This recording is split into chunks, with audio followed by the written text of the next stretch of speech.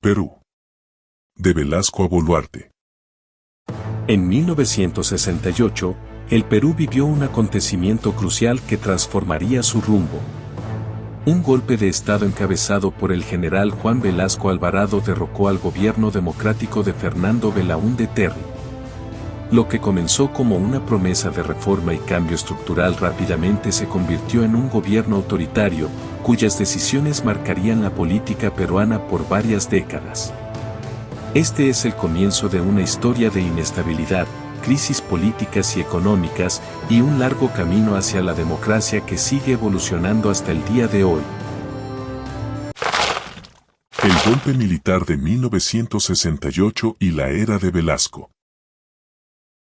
El 3 de octubre de 1968, Juan Velasco Alvarado y un grupo de militares derrocaron al gobierno de Fernando Belaúnde Terry, estableciendo una dictadura que prometía una revolución nacionalista y socialista. Bajo el lema de la Revolución en Marcha, Velasco implementó reformas de gran calado, como la reforma agraria, que expropió tierras a los grandes terratenientes para entregarlas a los campesinos, y la nacionalización de industrias clave como el petróleo, la minería y las telecomunicaciones. Aunque estas reformas fueron vistas como un intento de justicia social, en la práctica, la economía comenzó a deteriorarse.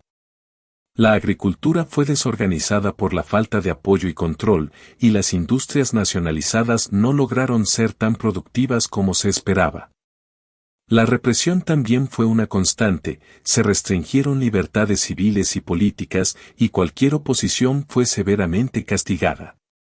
Velasco también tomó medidas drásticas en la política exterior, alineándose más con la Unión Soviética y otros países socialistas en un contexto de Guerra Fría.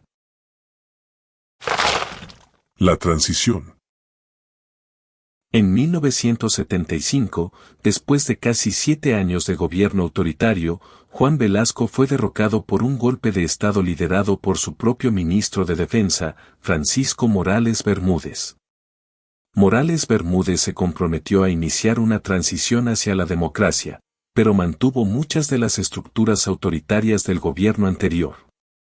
En 1979, bajo el liderazgo de Morales Bermúdez, el Perú promulgó una nueva constitución que permitía el retorno a la democracia. La llegada de Belaúnde. En 1980, Fernando Belaúnde Terry fue elegido presidente por segunda vez, regresando al poder después de haber sido derrocado en 1968. Sin embargo, el nuevo gobierno encontró un país sumido en una crisis económica y con un creciente problema de violencia política. El regreso de Belaúnde a la presidencia coincidió con el auge de los grupos terroristas Sendero Luminoso y el movimiento revolucionario Túpac Amaru. Estos grupos comenzaron a perpetrar ataques violentos en todo el país, lo que llevó a un aumento en las medidas represivas por parte del gobierno, además de la falta de control sobre la violencia en las zonas rurales. Alan García. El joven presidente. En 1985, Alan García se convirtió en el presidente más joven de la historia de Perú. A los 36 años, llegó al poder en medio de una crisis económica y una sociedad marcada por la desigualdad. Con promesas de justicia social, García se ganó rápidamente el apoyo popular. Pero sus primeros años fueron una mezcla de entusiasmo y errores económicos, lo que finalmente llevó a su caída en 1990. El ascenso de Fujimori. En 1990, el país estaba al borde del colapso. La economía estaba en crisis, la violencia se había desbordado y la corrupción era rampante. Fue en ese momento cuando un desconocido de ascendencia japonesa, Alberto Fujimori, ganó las elecciones presidenciales en una sorpresiva victoria. Fujimori asumió el cargo con la promesa de luchar contra la corrupción, estabilizar la economía y derrotar a los grupos terroristas que azotaban el país. En su primer mandato, Fujimori implementó un paquete de reformas económicas neoliberales que incluían la privatización de empresas estatales, la liberalización de mercados y el control de la inflación. Estas reformas estabilizaron la economía, pero también causaron un incremento en la desigualdad social. Fujimori también logró reducir significativamente el poder de Sendero Luminoso, con operaciones militares que incluyeron violaciones a los derechos humanos y la participación de grupos de inteligencia en actividades ilegales. Sin embargo, su gobierno se vio empañado por crecientes denuncias de corrupción que culminaron en el escándalo de los Vladivideos y el derrocamiento de Fujimori en 2000, cuando huyó a Japón en medio de un escándalo de corrupción que involucraba a su círculo cercano. La transición democrática. En el año 2000, tras la huida de Alberto Fujimori a Japón en medio de un escándalo de corrupción, el Perú vivió uno de sus momentos más críticos. Sin embargo, la salida de Fujimori no significó el fin de la crisis. La transición democrática fue encargada a un presidente interino, Valentín Paniagua, quien asumió la presidencia de manera transitoria en noviembre de 2000. Paniagua, reconocido por su serenidad y templanza, encabezó una transición pacífica en medio de la inestabilidad política.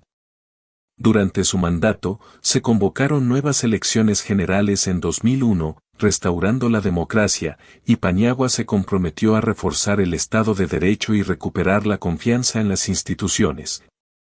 Aun cuando la corrupción y el desorden económico parecían estar muy arraigados en el país.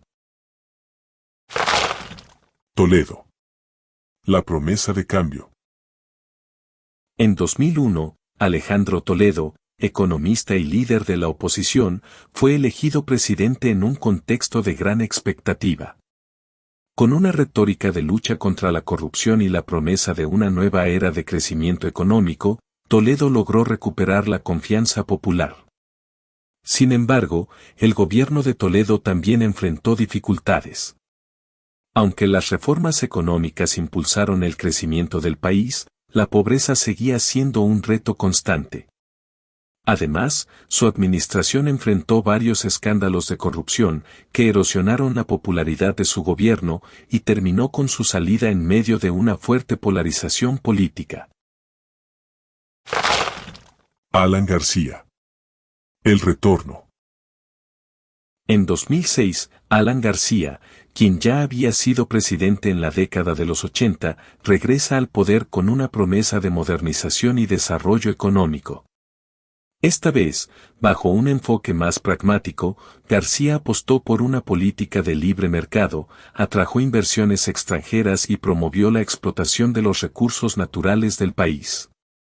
Bajo su segundo mandato, la economía peruana experimentó un crecimiento sostenido, y Perú fue considerado uno de los países con mayor crecimiento en América Latina.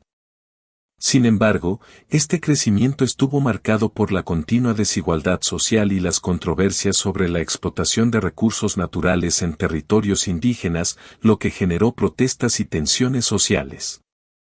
A pesar del crecimiento económico, su gobierno fue también señalado por corrupción, especialmente vinculada con proyectos de infraestructuras y contratos con empresas extranjeras. La sombra de su primer mandato, marcado por la hiperinflación y el caos económico, nunca desapareció del todo. Humala. Promesa de cambio. En 2011, Ollanta Humala asumió la presidencia con una promesa de cambio radical, enfocada en la lucha contra la pobreza y la redistribución de la riqueza. Humala había sido un líder de la izquierda militarista, pero durante la campaña, moderó sus propuestas y se alineó más con el centro político. Su gobierno se centró en el fortalecimiento de los programas sociales, como Juntos y Pensión 65, y en la atracción de inversiones para la minería. La economía siguió creciendo, pero también se evidenció una creciente oposición de las comunidades rurales a las actividades extractivas, especialmente en las zonas andinas y amazónicas. Humala, aunque logró estabilizar la economía y la política, no pudo evitar los conflictos sociales en torno a la minería y la pobreza. Su gobierno también estuvo marcado por denuncias de corrupción y por la polarización política que sentaron las bases de las tensiones en los años posteriores. Kuczynski. Gobierno del escándalo.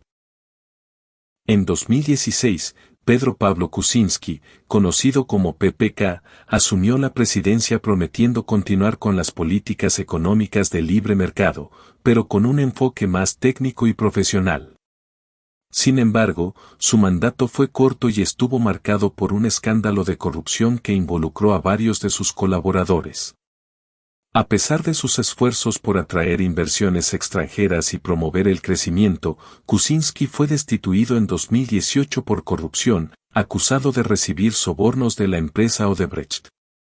Su salida dejó al país en una situación política aún más compleja.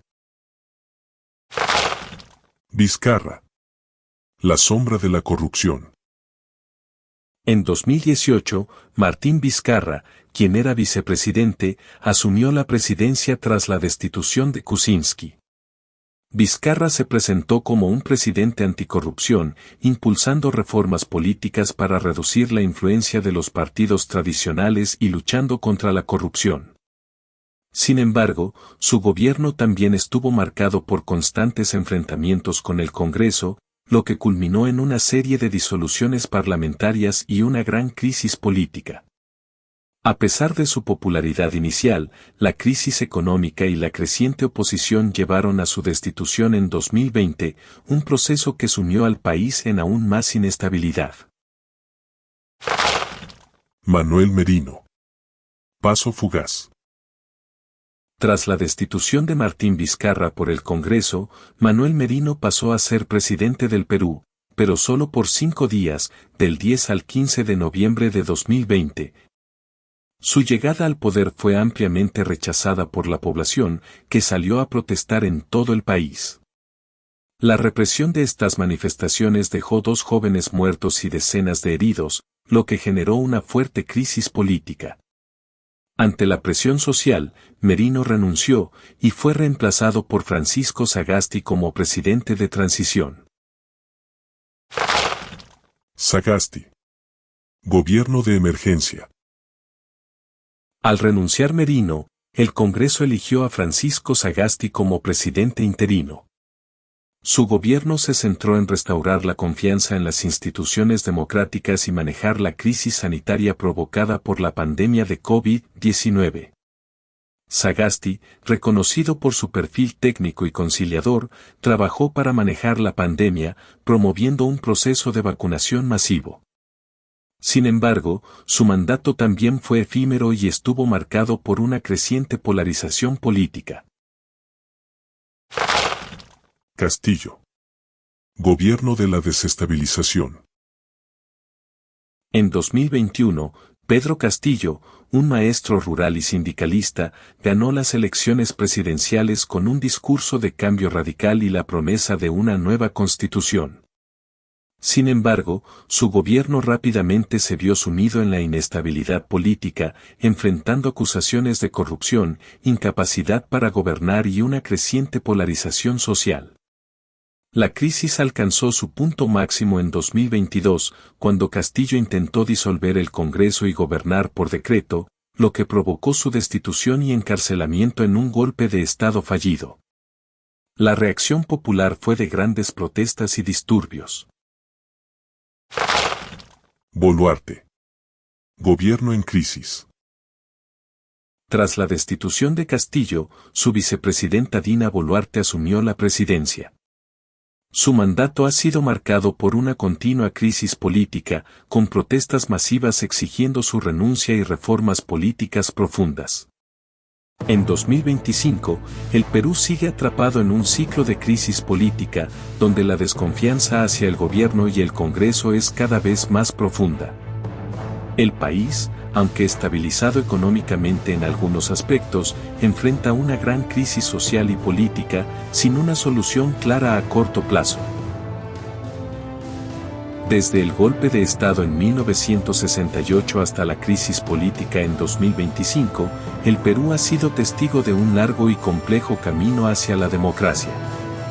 Gobiernos autoritarios, promesas de cambio y repetidas crisis políticas han marcado su historia reciente. Hoy, el futuro del Perú sigue siendo incierto, pero las lecciones del pasado deberían ser el faro que guíe el camino hacia una sociedad más equitativa, democrática y estable. Si te ha interesado este análisis, suscríbete al canal, dale like y activa la campanita para seguir explorando más historias políticas y sociales de Perú. ¿Cuál es tu opinión sobre la situación política del país? Déjanos tu comentario abajo. Nos vemos en el próximo video.